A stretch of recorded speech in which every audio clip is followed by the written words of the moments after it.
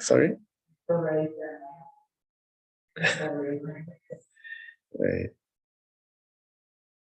Okay, very good. So, welcome. So today, I selected this special verse, stanza from the book of Dhammapada. So we have been talking about different stanzas from this book. Dhammapada is like the handbook for Buddhists. They use it as a guideline for everyday life. There are very essential parts of the teachings that are directly connected to our everyday life experience. So today, I selected this very interesting Gatha stanza. This directly connects to our practice, our spirituality, especially as this very first part of the book is related to our mind. As we always explain, the Buddhist teachings, the Buddhist doctrine is mainly centered around cultivation of the mind. We understand mind to be the base. Mind is the forerunner, mind is the chief, because we experience everything eventually in our mind, no matter what it is. Even though we interact with the external world, with so many things through our senses, eventually it is our mind where we experience. So therefore, to understand what this mind is all about, what is going on in our mind, what is the mechanism of this mental experience, where we understand the importance of the body-mind connection at the same time. You can never talk about mind without a body, physical experience. There's always a connection, relationship between our body and mind. So as human beings, as we all are looking for happiness in our everyday life, that is also directly connected to our mind eventually. So therefore, to talk about our different aspects of it, what can happen to our mind when it is neglected, or even when it is controlled, well guided. So these are very important things to address. So the stanza is directly connected to that. Okay. So it goes like, Yathā'gāraṁ ducchannaṁ vuṭṭhi samativijjhati Evaṁ abhāvitaṁ cittaṁ rāgo samativijjhati. So that's the Pali term. The simple meaning of that stanza is, even as rain does penetrate a house that is badly thatched, likewise lust does penetrate the mind uncultivated.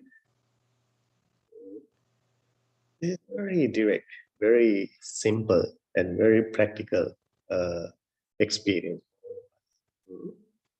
So the simple idea here, the Buddha gives us this very simple example. When the house is not well thatched, if there are any holes in the roof, when it rains, the water can easily penetrate through the roof. And eventually this house can get flooded. So just like that, if our mind is not well protected, well guarded, well guided, well instructed, so many negativities, so many distractions can penetrate through our mind and serve ourselves. So this has a very powerful psychological meaning to it. If you think about what happens to us, what happens to many people in society today, you know, even though they are interacting with the external world through their senses, eventually experiencing everything in their mind, uh, sometimes they don't have any clue about how these things are happening, how they are ended up in suffering, frustration, depression, or whatever these negativities are, and even happiness. They don't know how it happens, how they came to, what is the mechanism of that. So, as a result of that lack of understanding, lack of awareness in this process, uh, what happened to what happens to most of us is actually eventually we get lost in this mental experience. Uh, this is how people end up in so much negativity in their life. So there's a wonderful term, actually, one word in the Dhamma, uh, in this stanza, uh, abhāvitaṁ cittaṁ. Abhāvita means if your mind is neglected, not really properly used, if your mind is not properly guided, what's the nature of that mind?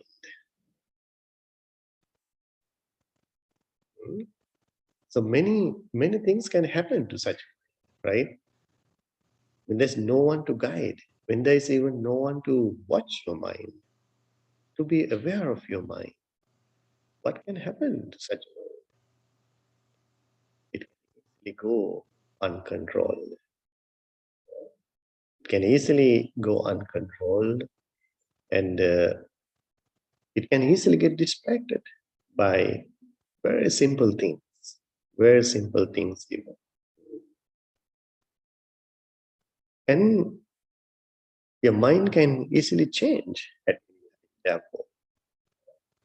Your mind can be very vulnerable in that way. When there's no one to watch, when there's no one to guide, just like a wild animal, you can never get any benefit of it. From a wild animal until you tame this animal, until you get a better control over this wild animal. Mostly, this wild animal is on its own. So if your mind is also, if it is not tamed, if it is not guided, protected, controlled, it is acting just like wild animal. Even though you feel that it's my mind, it is my mind, I have the control, well, it is not the case most of the time. You can realize only when you try to do something you really want to. If you can challenge your mind, and that's why even many people don't like to meditate. They cannot. Why? Your mind doesn't like it. That's the nature of a wild animal. You know, they don't like to get control. They don't like to listen to anyone, anything, right? That's what they enjoy. So our mind is also the same.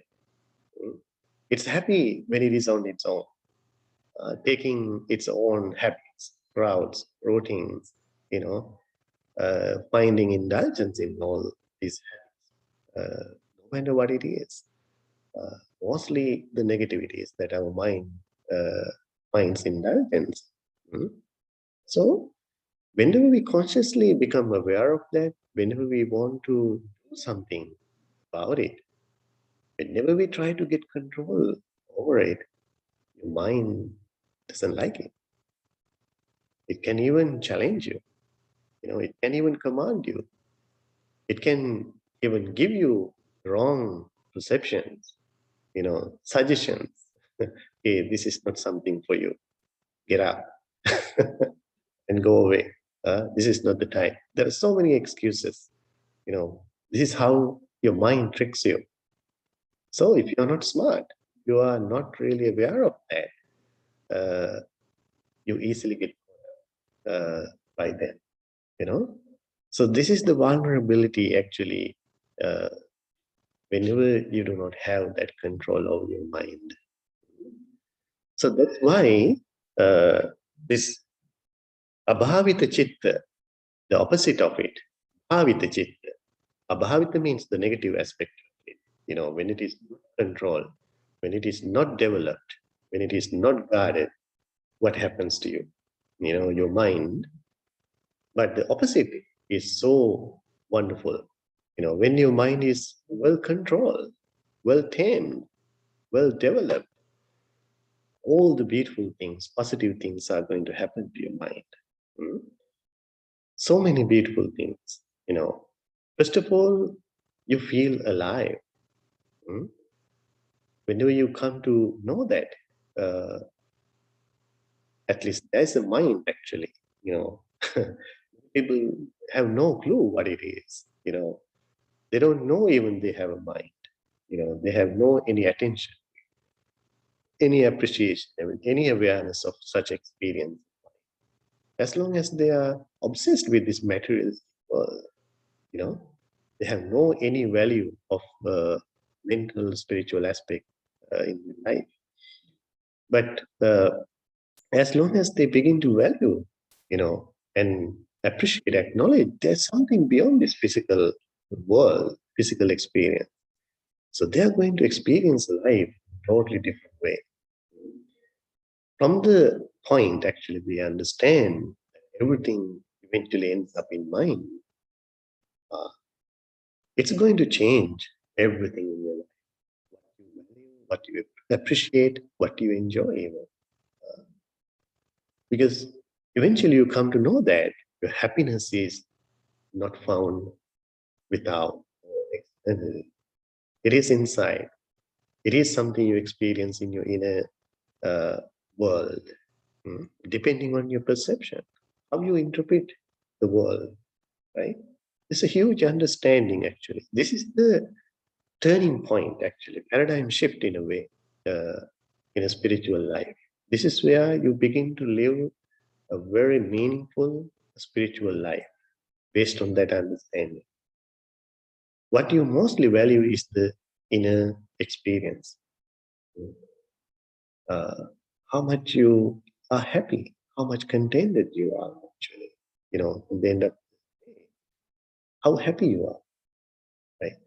So this is the most important thing that you will see happening to you when you have that bhāvita chitta, controlled mind, developing mind. Bhāvita. Bhāvita means to use. Actually. Bhāvita. Bhāvita. Yes. Okay. That means not to ignore, not to neglect, you know, but to take the control. You know, take the control. Mm. Try to watch it, try to guide it without letting it act on its own. Mm. So from that very moment, you, you can see the difference in your life, in your mind, what happens. Uh, so you will find the true happiness in yourself. You know, there's a beautiful story to that. You know, story time again. Uh, a deity found the most valuable thing in this universe one day. So this deity thought, I should protect it, I should keep it. Uh, if people find it, they will destroy. They will destroy. So this was very uh, careful, very anxious to hide it, that nobody will reach it. Okay. So she thought about, okay, I will hide this most precious thing in the universe, in the middle of the ocean, that nobody will find it. And later she thought, well, it's not a good idea. People are very curious. People are exploring the ocean. They will find it and destroy it. And she thought about hiding it on top of the Mount Everest. Nobody will reach it. And that was not the case even. Eventually she thought, well, people are very smart. They will find it and destroy it. So she thought to hide it even in the sky somewhere. And eventually she realized that it's not going to be a good idea. People are very smart. Uh, they are developing all these sophisticated tools, scientific gadgets, and they will find one day and destroy it. So then she came up with a good idea. She thought to hide it. You knew that. Yes. So she thought to hide it somewhere people never take a look at. That was in people's mind. Hmm? What that precious thing was, actually, the most beautiful, wonderful, precious thing in the universe is the happiness. She wanted to hide it in the mind because people never look at it. So it will be well protected. So the idea is that people hardly look at their mind. They have no clue if there's anything like that even. So happiness always is missing in their life. They don't know where their happiness is taking place, even though that is the ultimate purpose of life, right? We do all these things eventually to be happy and satisfied. But if you do not know the mechanism of your mind, how it works, how your mind is interacting with this external world, that you cannot even think about happiness. You cannot find it truly. So the important thing is to have that introspection, to look at within, to look within, right? So that is the beginning point. Only then you get to know what it is, right? When these mental things are happening to you, how these things are affecting your mood, affecting your body, your emotions, your behavior. These things are very important things to realize and understand how these things are taking place. So you become very comfortable in knowing, tracking these things, when these things are happening to you. This is the way to gain your control, to gain your control. Uh, so it is just like finding a wild animal and trying to take the best use of that wild animal by controlling, by aiming with skillful means. So controlling, developing, and guiding our mind is just like that. When it is unprotected, unguarded, uh, it goes easily out of our control and end up in giving us uh, all these negativities in life. So we can clearly see that, taking our direct responsibility in that process is very important. Nobody else can do that for us, right? You can learn about it, you can listen to others about it, but you are the one eventually walking through that, right? So we all have to take that responsibility. So I mentioned that even during the technique, we can begin that process at any point. That's the blessing we all have. We are never too late to transform ourselves. Even from this moment, if we understand, if you can value that experience, this moment can be the changing moment. Moving forward, we can really appreciate our life. We can really enjoy our life. Being very conscious about these things. So this stanza is very powerful. You know, uh, to understand the important parts in this process, this stanza, uh, how to have a house with well-thatched roof. So how to protect our mind? What are the means of protecting our mind? It's a very interesting point to think about. So then, of course, we have to be aware of what is distracting our mind, these negativities, right? Our uh, our own negativities that we are having in our mind. Not necessarily these distractions are coming from only outside, right? The most disturbing conditions for our mind are our own mental impurities, our tendencies, lobha, dosa, moha, explained in the Dhamma, desire, aversion, and delusion. These are the roots of all these mental impurities. Right? So we have to take that responsibility. Right? So these are the conditions actually, these are the holes actually in our home, that water can seep through. Any negativity can seep through the mind. So how to protect our mind? How to cover our mind with the strong layers. This can be the spiritual skills, right? Basically, in the behavioral level, what we just chant before we start meditation, the 5 precepts, abstaining from killing and harming, abstaining from stealing, sexual misconduct, false speech, intoxicating drinks and drugs. So these are very basic but essential behavioral changes actually for us to protect our mind. In the very superficial level, the Buddha gives us a very gradual training to get there.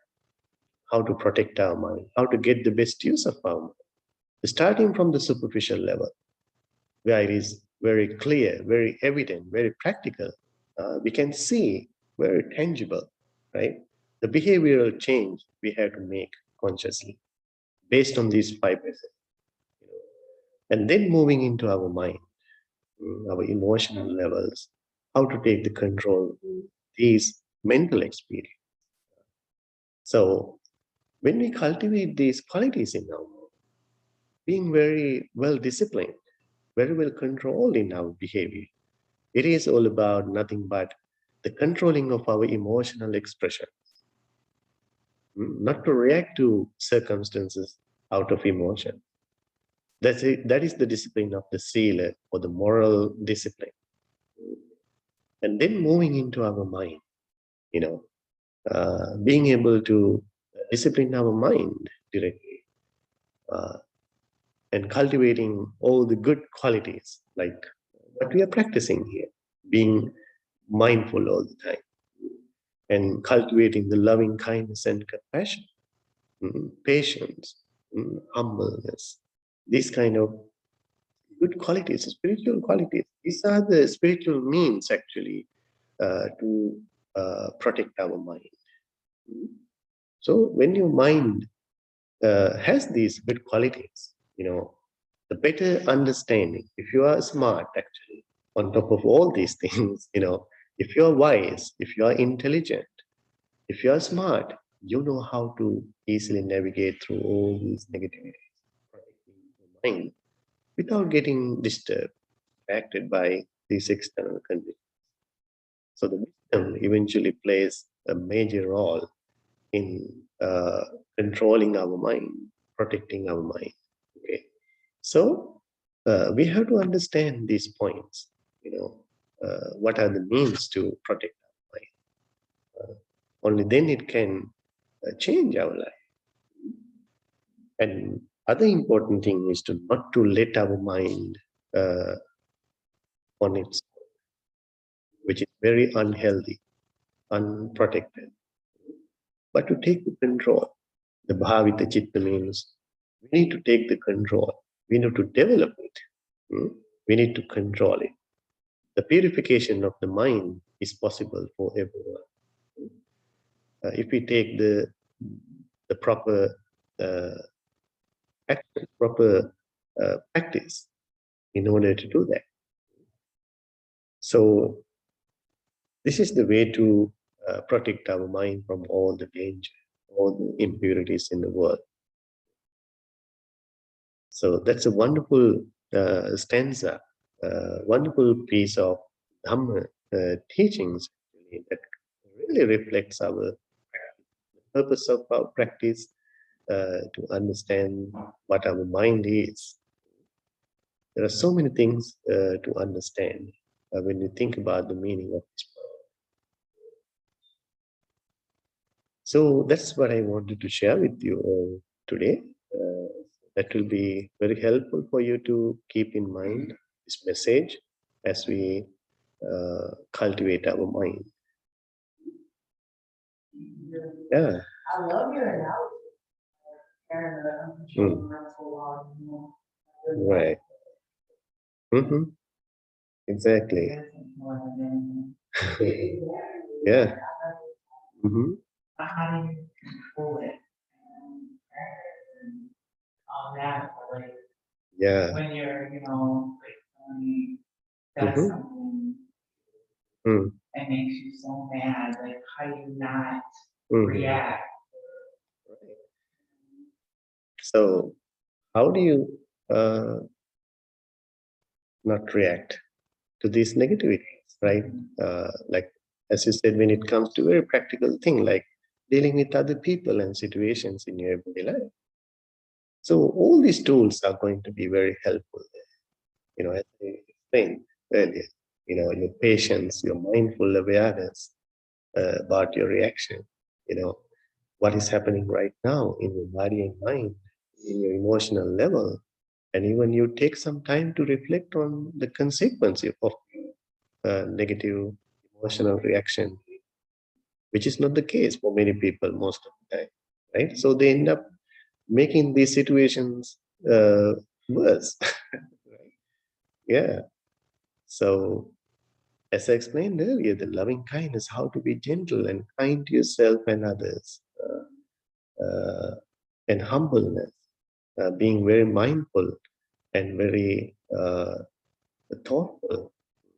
Uh, if you can simply analyze what's happening, what's going on here, taking some time, taking a break even for a moment, if you can really detach yourself from this experience, this incident for a moment and look at it.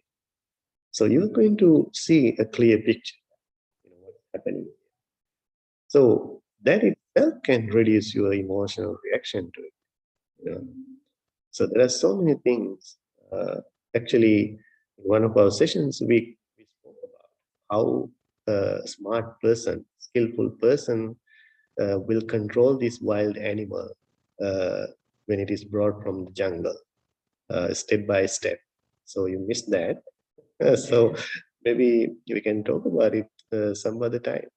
It directly reflects our meditation, the meaning of it. All right.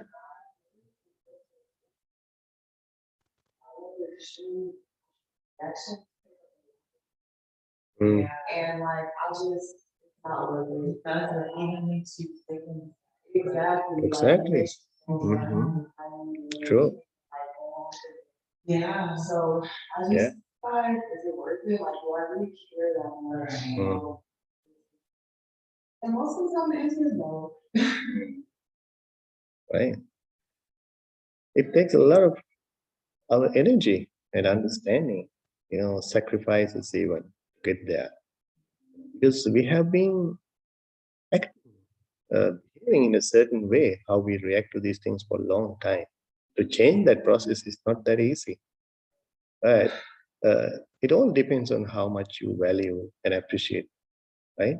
Even see the benefit of changing yourself.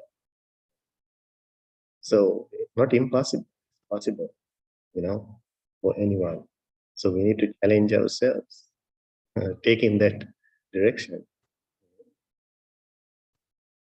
All right. So I hope you all enjoyed the session today. Thank you very much for being here. All the blessings to you. Thank you.